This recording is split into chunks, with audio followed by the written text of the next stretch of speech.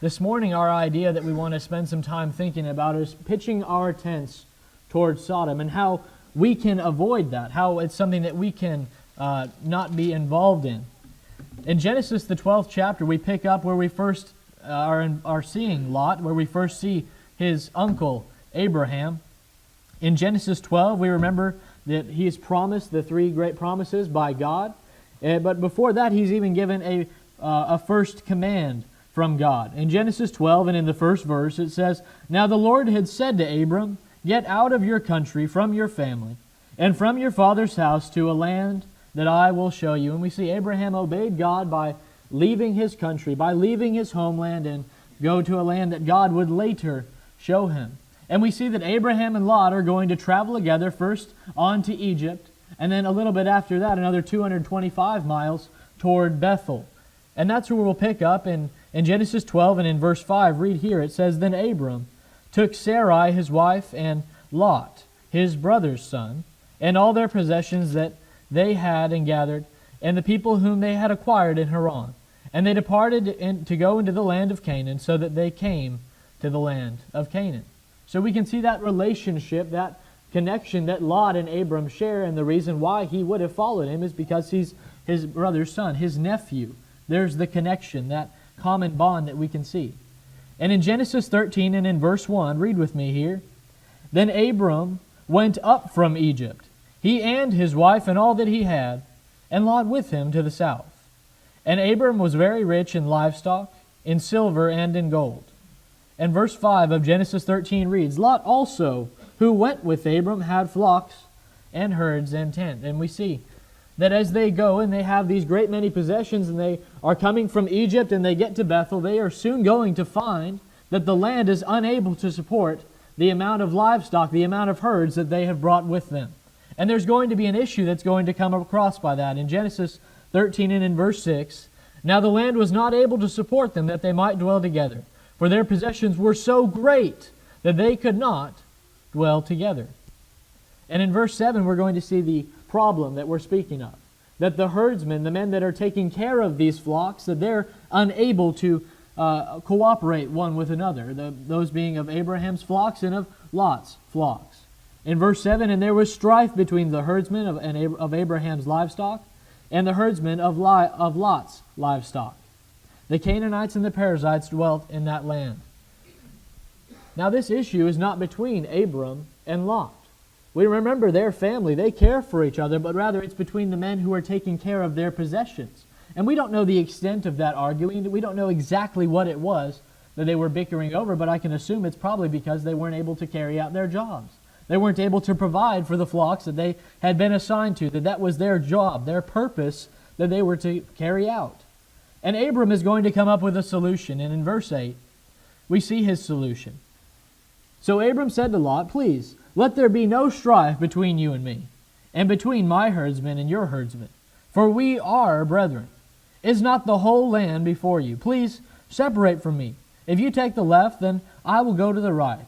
Or if you go to the right, then I will go to the left." He's suggesting that they separate, that they divide their things among them, and they just go and be a part of the whole land. They are able to provide for themselves. They won't have the quarrels among their men and among their families, and it'll be avoided. This is something that a solution to the problem that they've found themselves in. And here we're going to see why Lot decides to pitch his tent towards Sodom. In verse 10, Lot is going to think advantageously for himself when it comes to picking the land. He had the choice. He could have gone anywhere. And in verse 10, "And Lot lifted his eyes and saw all the plain of Jordan, that it was well watered everywhere, before the Lord destroyed Sodom and Gomorrah, like the garden of the Lord, like the land of Egypt, as you go toward Zoar." As he has this pick of the land, you remember in verse 2 it said how Abraham had his silver and gold along in addition with his many flocks, with his many servants. It didn't tell us that Lot has his silver and gold. It does tell us that he has many tents, that he has many flocks with him. And I would assume he probably has some amount of money, but not anywhere near in comparison with that of his uncle Abram. And being that, he's probably thinking advantageously. He's probably thinking, well, if I'm getting the first choice, if I have the first round draft pick, if you will, I'm going to decide how I can pick. I'm going to take what's best for me. I'm going to pick what would be best advantageously for myself so that he could probably gain a little bit more gold, a little bit more silver.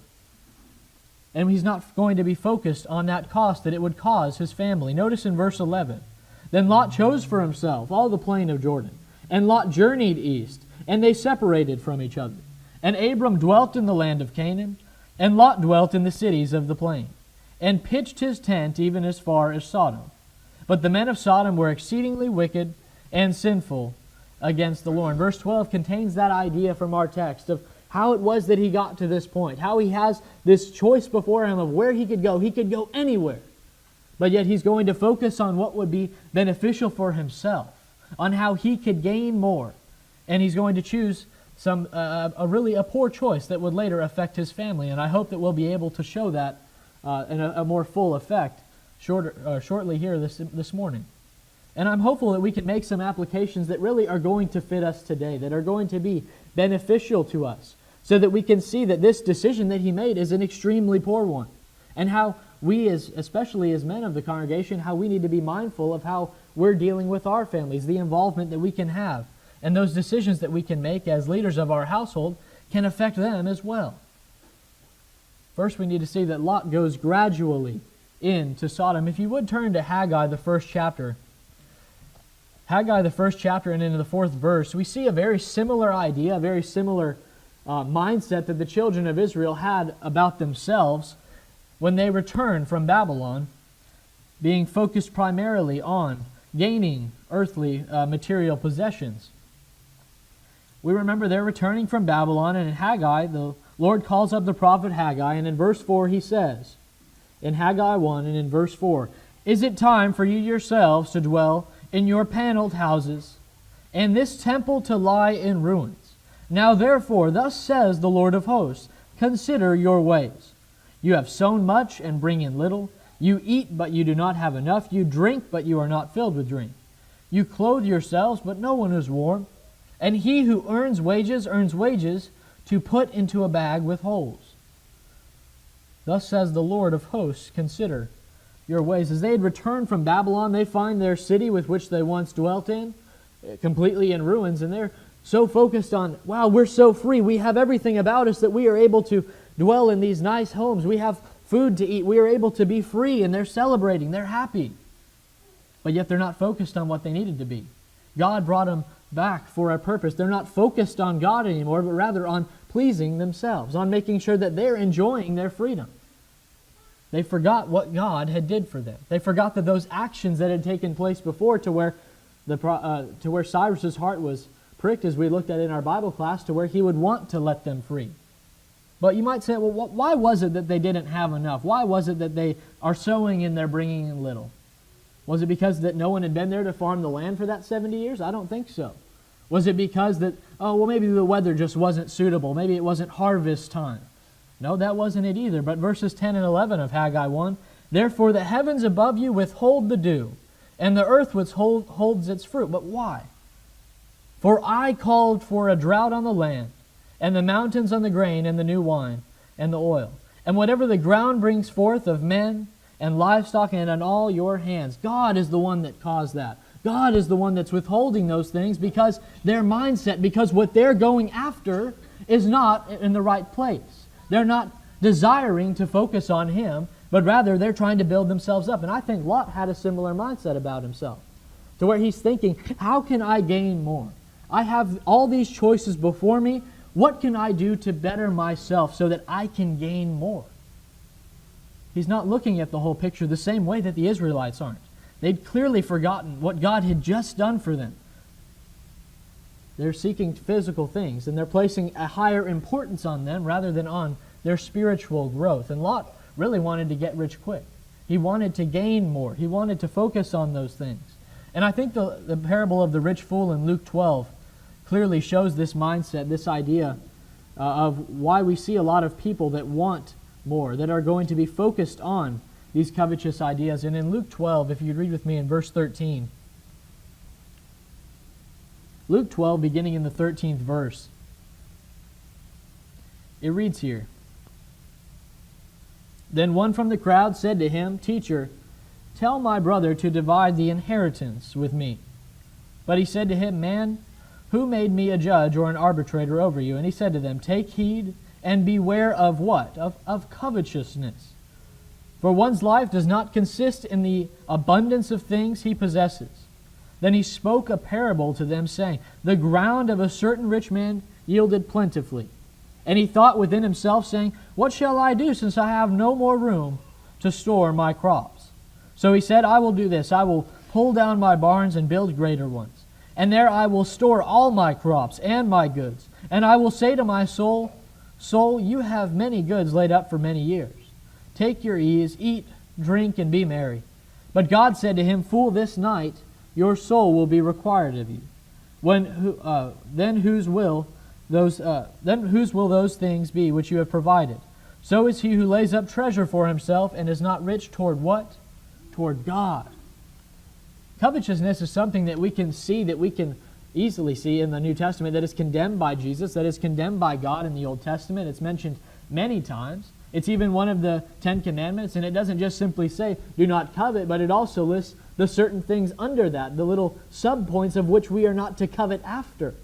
And it's a very important thing that God takes very seriously. It's something that should not be overlooked by Christians today or in any years past.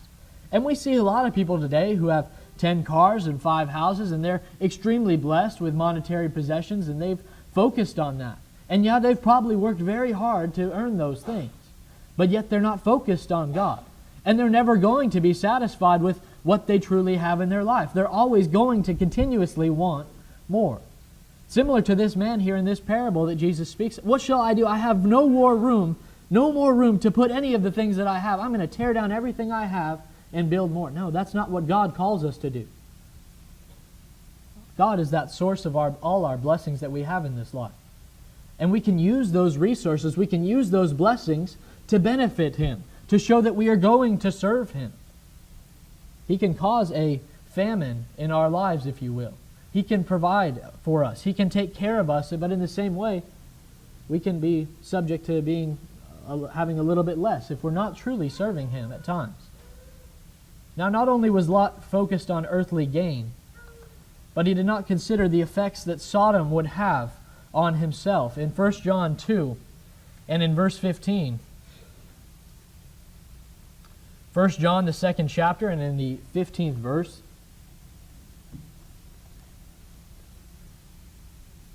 1 John 2, and in the 15th verse, John writes here for us, "Do not love the world or the things in the world. If anyone loves the world, the love of the Father is not in him. For all that is in the world, the lust of the flesh, the lust of the eyes, and the pride of life, is not of the Father, but is of the world. And the world is passing away, and the lust of it. But he who does the will of God abides forever." That's an everlasting promise for us. That if we are going to follow after God, if we're going to let the things in this earthly life that we desire, that we say that I need to have this, if we can just put those aside and make sure that we're focused primarily on God, that we're going to be taken care of. We're going to be provided for. Do not love the world or the things in the world. A lot of times when we're moving, maybe if our job is calling us to move to a different area and we have to move to a place with maybe a smaller town, and we go and we're searching for a congregation there to move our family to, and we get there and we say, well, there is a church here, but it's not quite sound. Maybe they're off on things regarding the social gospel, or they are accepting different practices, more than one cause for marriage, divorce, and remarriage. These are just a few examples that we see today, but problems arise when worldliness is allowed to come into the church, when it is something that is even welcomed at times. That's the issue that we see. There's a problem in ignoring the authority that we have as a Christian for how it is that we are going to live our lives, how it is that we are going to focus ourselves to be servants of God. There's a problem waiting there when we go outside that doctrine of Christ. Notice in 2 John and in verse 9, 2 John, and in the 9th verse, it reads here, "Whoever transgresses and does not abide in what? in the doctrine of Christ does not have God. He who abides in the doctrine of Christ has both the Father and the Son. These churches that cross this line, they don't have a connection to Christ. They are no longer in fellowship with Him. Well, and a lot of them try and argue it. Oh, it's a good thing that we're doing. We've been blessed by God. We're trying to share our blessings. That's why we're supporting orphan homes. That's why we're doing canned food drives. That's why we're trying to do this way. We can let those things slide for a good reason. We can let them get past going to the outside the lines of the doctrine of Christ if it's for a good reason, if it's for a good cause. Will God look over those things on the last day? Is that something that He's not going to is He going to let that go? I don't think so. I think that we have strict guidelines. We have things, we have a mindset that we are to have about ourselves. And if we are trying to serve God, if we are trying to be those that are called to Him. In James, the 4th chapter, and in verse 4, if you would read there. James, the 4th chapter, and in verse 4, we can see a little bit more about the effects that Sodom has. In James 4 and in verse 4, it reads, "Adulterers and adulteresses, do you not know that friendship with the world is enmity with God? Whosoever, therefore, wants to be a friend of the world makes himself an enemy of God." When it's saying adulterers and adulteresses there, it's talking about being in adultery with God, that we have chosen something else to take His place in our life, that we're going to focus on that thing that we have chosen to replace God with over God, that He is no longer the thing with which we are focused after, that our path is not something that is leading after Him. And there's anything can take place of God if we allow it to, if that is something that we don't guard ourselves to. It's the people of Sodom, those Sodomites, it said that they were wicked. They were wicked people of the world, wicked people of the plain. And Lot has chosen to surround himself by them. And we can see the result that it damaged his family. And we'll see that in a bit. We also see that Lot was looking for the wrong kind of home in Colossians 3 and in verse 1. Colossians in the 3rd chapter and in the 1st verse. Notice what Paul tells that church at Colossae. Colossians 3 and in verse 1.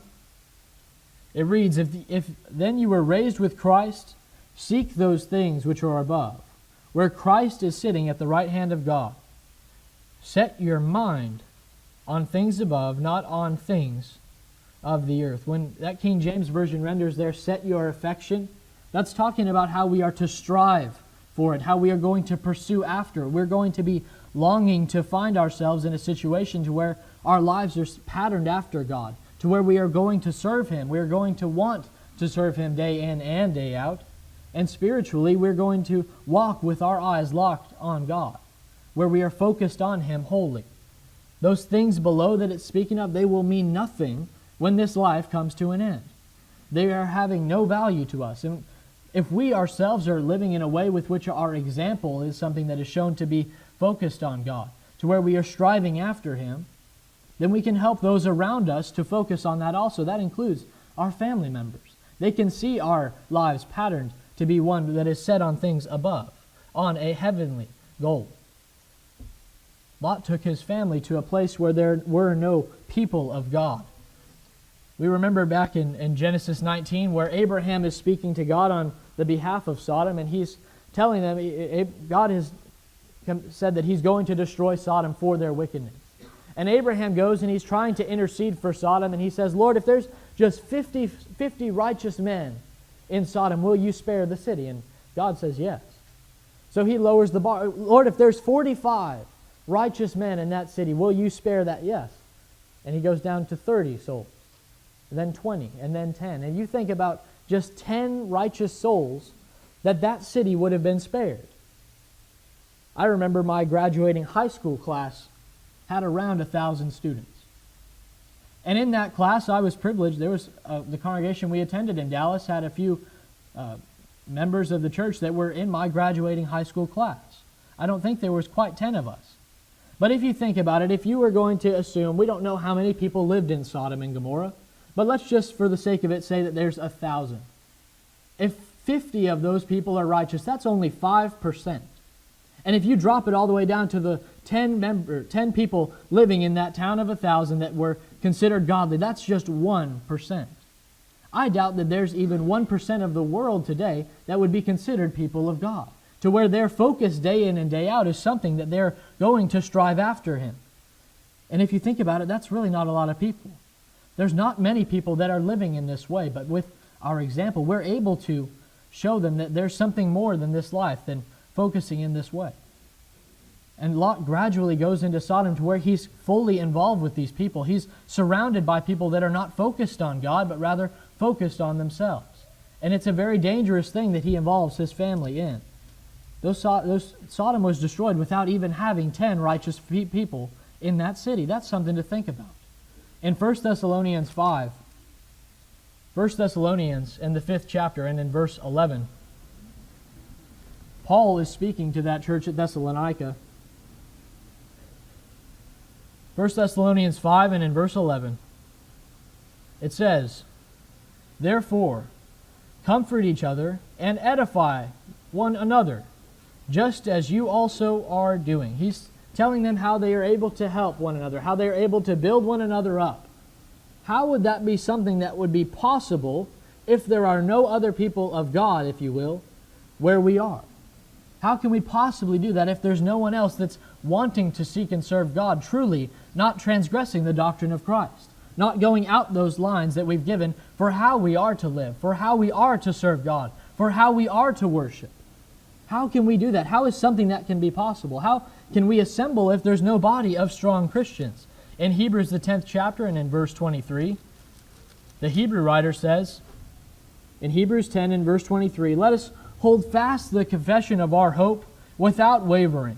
For he who promised is faithful, and let us consider one another in order to stir up love and good works, not forsaking the assembling of ourselves together, as is the manner of some, but exhorting one another.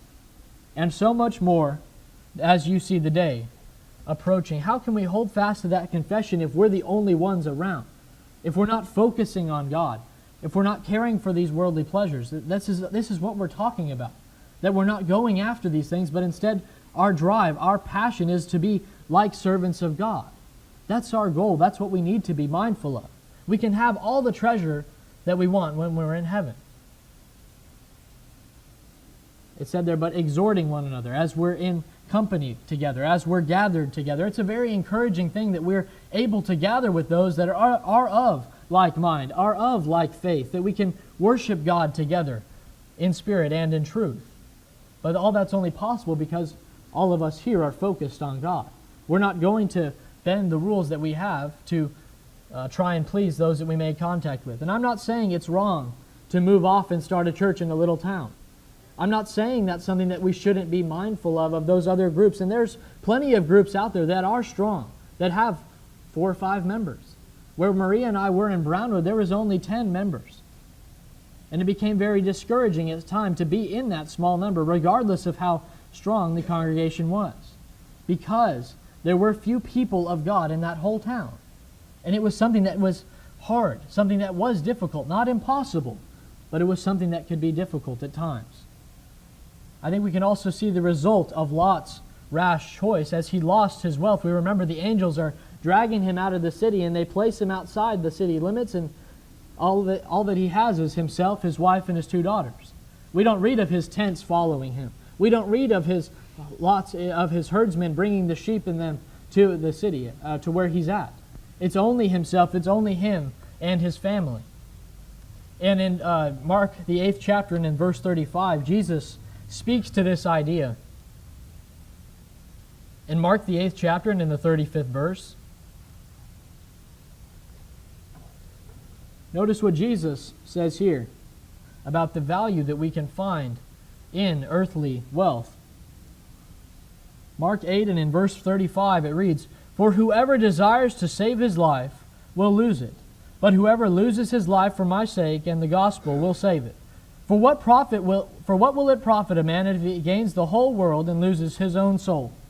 Or what will a man give in exchange for his soul? But for whoever is ashamed of me and my words in this adulterous and sinful generation, Of him the Son of Man also will be ashamed when he comes in the glory of his Father with the holy angels.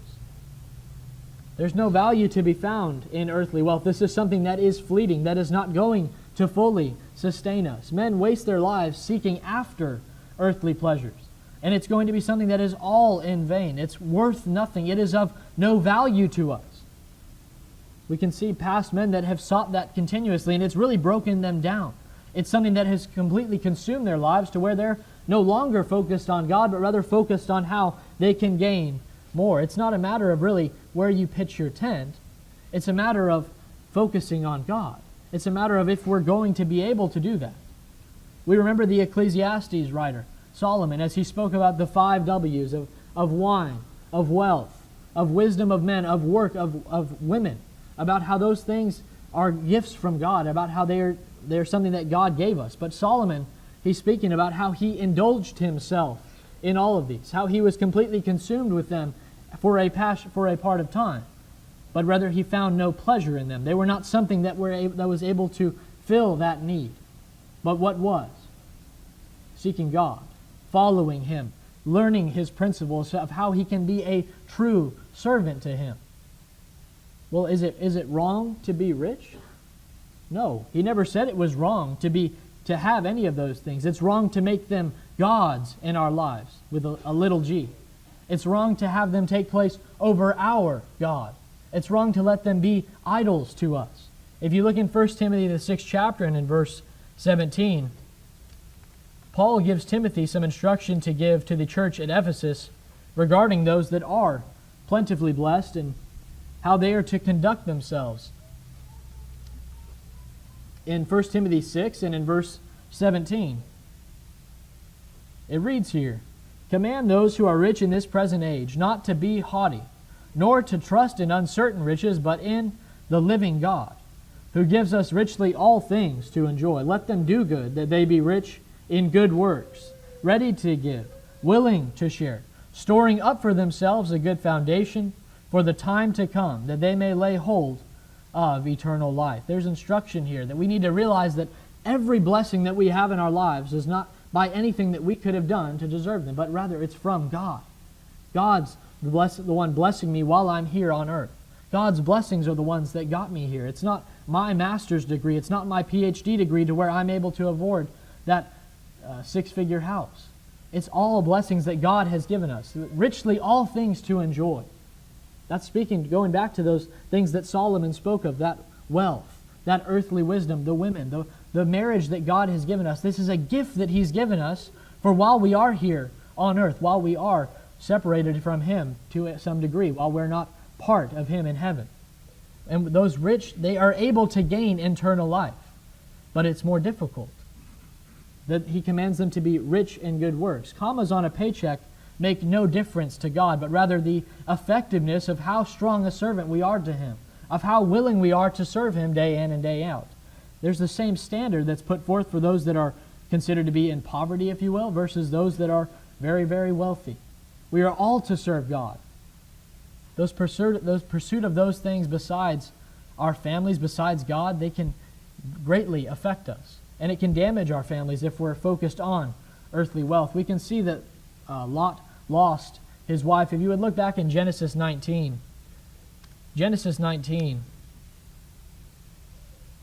and in verse 24,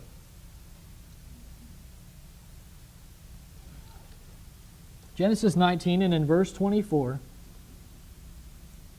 we can see a little bit about how evil influence has overcome Lot's family by his choice to involve himself in that city of Sodom. In verse 24 of Genesis 19, "Then the Lord rained fire and brimstone and fire on Sodom and Gomorrah from the Lord out of the heavens. So He overthrew those cities, all the plain, and all the inhabitants of the cities, and what grew on the ground. But His wife looked back behind Him, and she became a pillar of salt." Well, what you're saying, well, Michael, what's the big idea with her looking back? Well, she just wanted to see the show. No, that wasn't it at all. When it says there that she looked back, that's referring to a longing for. That her being in that wicked city had become home to her, and she longed to return. She wanted to go back.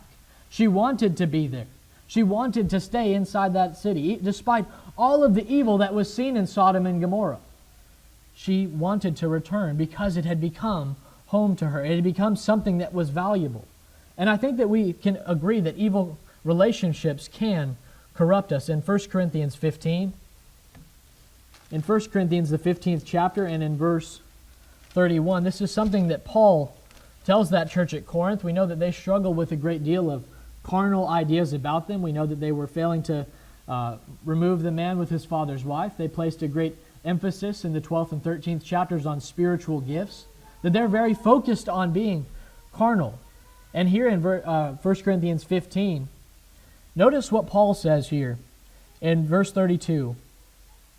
1 Corinthians 15, and beginning verse 31, I affirm by the boasting in you which I have in Christ Jesus our Lord, I die daily. If in manner of men I have fought with beasts at Ephesus, what advantage is it to me? If the dead do not rise, let us eat, drink, for tomorrow we die. Do not be deceived. Evil company corrupts good habits. The carnality of that Corinthian church is something that Paul needed to address, that he's saying you can't be involved with them. There's something that is going to have a hold of you. When he says there to be not deceived, that this does take place, don't overlook it. Please realize that this is something that can happen, something that is very real. A lot of times when we're involved with people of the world, we try to justify, they're never going to get a hold of me.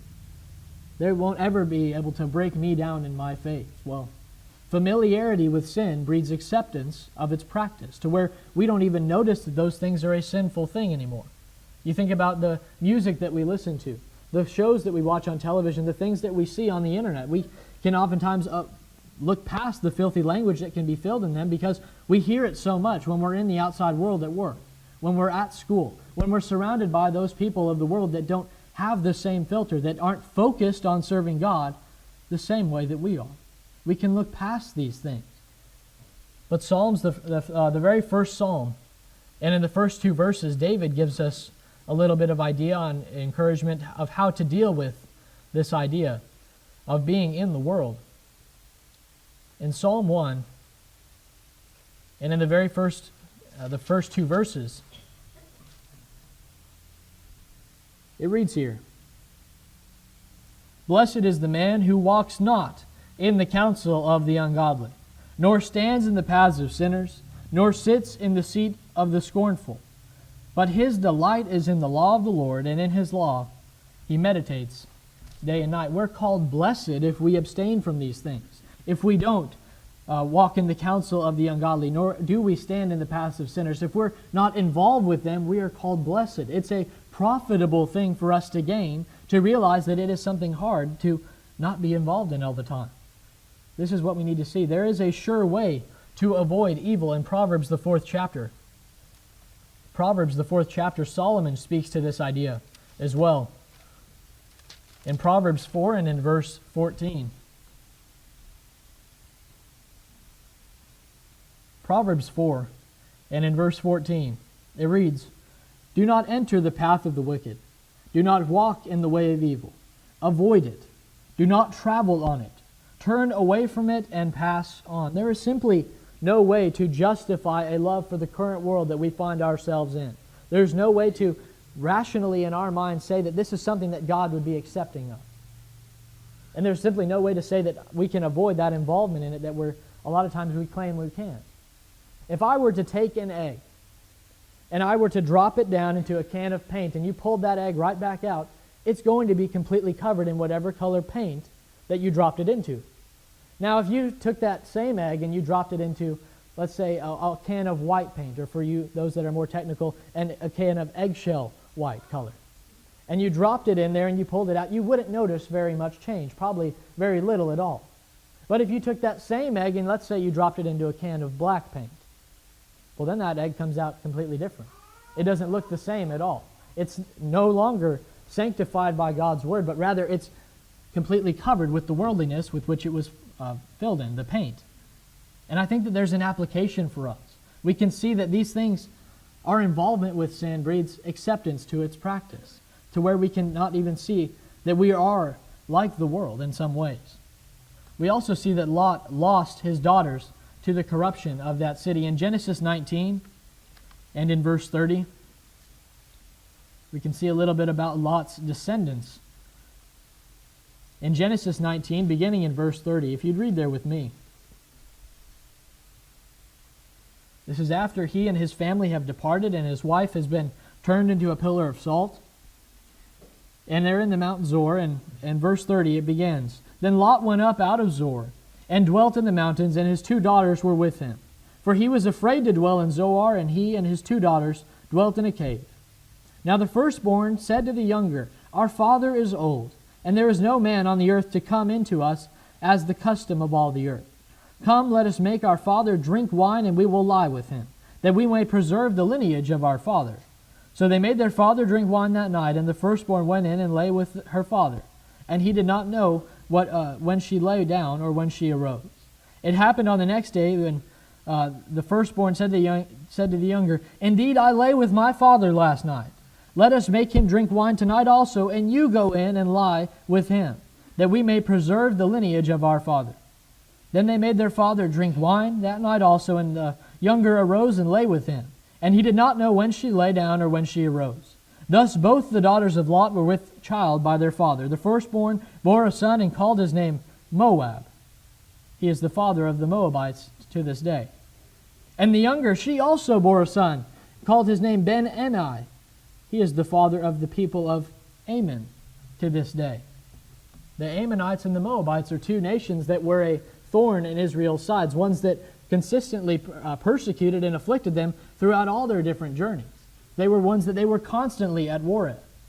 And we can see that they knew that this was wrong. They knew that this was a sinful thing that they were doing, to go and have children conceived by their father, to where they had to get him drunk with wine in order to carry out this act. It shows that they knew it was wicked, but they thought it was the right thing to do. They thought it was something that would be fine, that would be acceptable. We remember back in Sodom, as Lot brought in the angels, he protected them in his house because those men came and beat on the door seeking that they may know them, that they wanted to engage in sexual actions with them. And incest was probably something that we could have found in Sodom as well. Lot lost everything because he pitched his tent in the wrong direction. We need to think a little bit for ourselves this morning about counting the cost.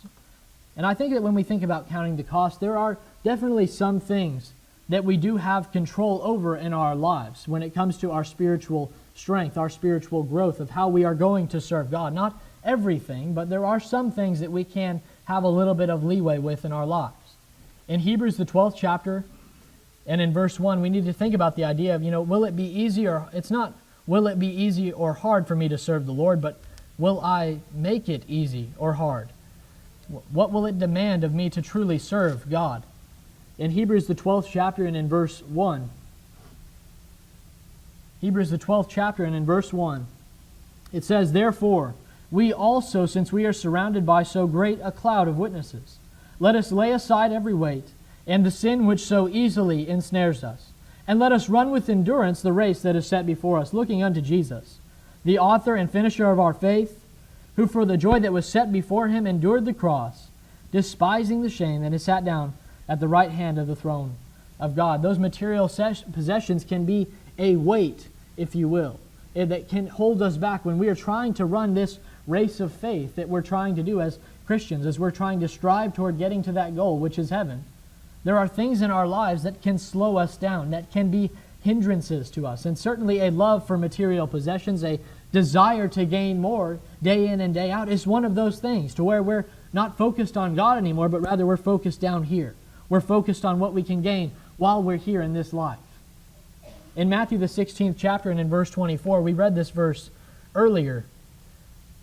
But notice in Matthew 16 and in verse 24, notice what Jesus says here in Matthew the 16th chapter and in verse 24.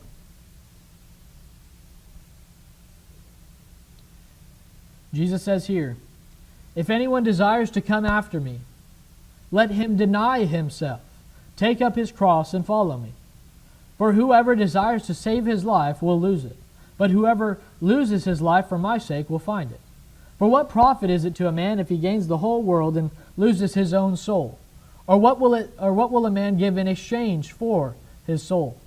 For the Son of Man will come in the glory of the Father and with his angels, and then he will reward each according to his works. Assuredly, I say to you, there are some standing here who shall not taste death till they see the Son of Man coming in his kingdom. What are we willing to give in exchange for our soul? What is it that is holding us back? What is that weight that we're talking about denying ourselves? That's talking about denying those desires that can come from us turning away from God and rather turning to the world, that we want to gain more. And we're in turn putting them in God's place, being covetous. There are folks today who give something of lesser value for their soul. But we need to be we can oftentimes give our valuable relationships up in terms of not serving God. A lot of times people that are working secular jobs, they leave early, they get home late, they're not really focused on giving that time to their children, to giving that time to their spouse, to their family. And you may say, well, that's not me. I spend a lot of time with my family. Well, we're talking about the right kind of time. How much time do we spend with our children to develop a spiritual, strong connection to God with them? Do we show that it's an importance on our whole family that we are serving God, that there is a connection here? We might say, I spend a lot of time with them. I go to all their sporting practices. I'm involved in all the parent-teacher things. I'm involved in all the recreational things that they're involved in. But how often are their Bible class lessons done? How often do we take time to pray with them out of the day? Do we show that it's an important thing that we are talking to God our Father, that we are connected with Him, and that He does hear us, that He does care for us, and He wants us to strive forth, not involved with things of the world, but rather focused on Him? Their soul is more valuable than anything that we could buy them with all the money that we could have in the world. And I think that we fail to realize that at times. Lot gave up that focus on the spiritual side when he said that we're going to go to Sodom, that we're going to go and be focused there. That he neglected that spiritual aspect of life. But what did our text here in Matthew 16 say? How will Jesus reward us if we're focused on earthly gain, if that's something that is a priority in our life? The text said here that we're going to lose our soul, that it's going to be something that is gone. How will He reward us if we're focused on not only helping ourselves to serve God, that we're walking a Christian life, that we've laid aside those weights, but yet we're helping our family as well. We're leading them in the path to which God would have us to. Lot didn't do that. Lot thought only of himself. Notice what Deuteronomy the 11th chapter and in verse 26 says. In Deuteronomy the 11th chapter and in verse 26, we see a little bit about the cost of what it takes to be faithful unto God. In Deuteronomy, the 11th chapter, and in verse 26, it reads here, "Behold, I set before you today a blessing and a curse. The blessing, if you obey the commandments of the Lord your God, which I command you today. And the curse, if you do not obey the commandments of the Lord your God, but turn aside from the way which I command you today, to go after other gods which you have not known." There is a cost of being faithful. There are things that we are going to have to deny ourselves in this life if we want to remain true to God, if we want to remain faithful to Him. But think of the cost of disobedience. Yeah, we may have those things in this life that we want. Yet those things may be something that we can see. But what did Solomon say again in Ecclesiastes? That these things can become idols to us. They offer no value. They're not going to fill that want for us. We're always going to be desiring more. And it's part of our job, our cost that we're taking on ourselves when we have become a Christian, that we're not going to let them rule our lives, but rather we're going to have proper control over them. It makes that cost a little bit lighter that we are called to bear every day. In Colossians 3 and in verse 5, Colossians the 3rd chapter in verse 5, we can see that we need to put aside our will for God's. Notice what he says here regarding the ideas of covetousness. Colossians 3 and in the 5th verse, notice what Paul says regarding the ideas of covetousness. Colossians 3 and in verse 5, Paul says, "Therefore, Put to death your members which are on the earth, fornication, uncleanness, passion, evil desire, and covetousness. But notice what he says, covetousness, which is idolatry. We don't need a golden calf like the children of Israel did to be an idolater. Idolatry, that covetousness, is anything that can take place in our lives to where we're elevating it above God, to where we're no longer focused on Him. We don't have to be a millionaire to struggle with wanting more and more money. It can happen when we're very, very poor, to where we're coveting after just a few dollars. It's a mindset. It's something that we have to have control over. Covetousness has no amount. But yet, when we're focused on following after God, it's something that can't be involved in our lives, to where we're focused on Him instead. Now in Genesis, the 12th chapter, where we read of this account, where we see what happened with Lot, what happened with Abram, how Lot got to this point to where he's lost his family, he's lost the wealth that he so earnestly desired after. This is something that has already been written. Moses was the author of Genesis. This is something that's happened in the past. Remember in verse 10 of chapter 13 where it said, "For Sodom and Gomorrah has already been destroyed." They were wicked exceedingly before Lot even got there. It's not as if he moved to a good part of town and then suddenly, criminals just started popping up. It's not like that. It was wicked before he got there. It was their wickedness that led to that destruction that God had before them. Where does the character of people lead? Well, it leads to the destruction that God has waiting for them if it's character that's not living according to how He would want us to live. Where did it get Lot? Where did pitching his tent towards Sodom get him? Well, he has a wife of salt. His daughters immorally going into him to conceive children that they think is the right thing, and all for what? What was his purpose? Because it looked good on the other side. Because he thought that wealth would be something that would be able to sustain him, would be something that was important to him. Riches can blind us. Worldliness in our lives can blind us. Notice in 2 Peter, the 2nd chapter, and in verse 8, we can see a little bit about Lot's attitude before he went into Sodom. In 2 Peter, the 2nd chapter, and in verse 7. 2 Peter 2 and in verse 7. "And delivered righteous Lot, who was oppressed by the filthy conduct of the wicked. For that righteous man, dwelling among them, tormented his righteous soul from day to day by seeing and hearing their lawless deeds." We remember that the angels had to drag him out of Sodom. They literally had to carry him out of the city because he didn't want to let those things go. He didn't want to let those riches go, to where he's at the point where they have blinded him, to where he's only focused on him. We have a hard time controlling that same want, that same covetous idea about us at times. Even when we seek to be righteous, those ideas, they can still have a firm grasp on us to where we're not going to be able to serve God, and yet we still think that we're able to. It's something that we need to think about. We need to do a little bit of self-examination when it comes to this. How often do we desire wealth? Do we desire popularity? Do we desire a powerful place in this world, but yet we're robbed of everything that we have in this life when we're focused on those? When that becomes something that takes place over our lives. And I'm not just talking about day to day, but on that judgment day, if Jesus returns and we're saying, Lord, I'm sorry, I was focused on things of this world, of a carnal nature.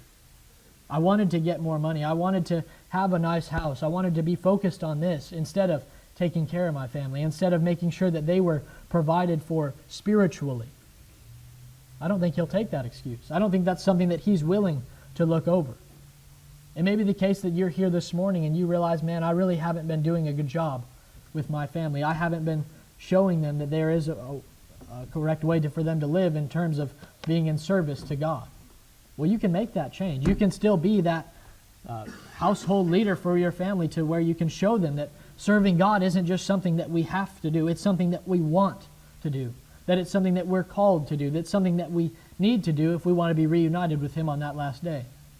It may be the case that you're not a Christian here this morning, but if you believe that Jesus is the Son of God, if you believe that He died on Calvary's cross for the remission of your sins, and you're willing to take up that cross, you've counted what it takes to be called a Christian, and you're willing to serve Him day in and day out, we'd love to work with you. We'd love to help you in that effort. We hope that we can be an encouragement to you as well as you to us. Won't you come to the front if your need has been said at this time while we stand and while we sing?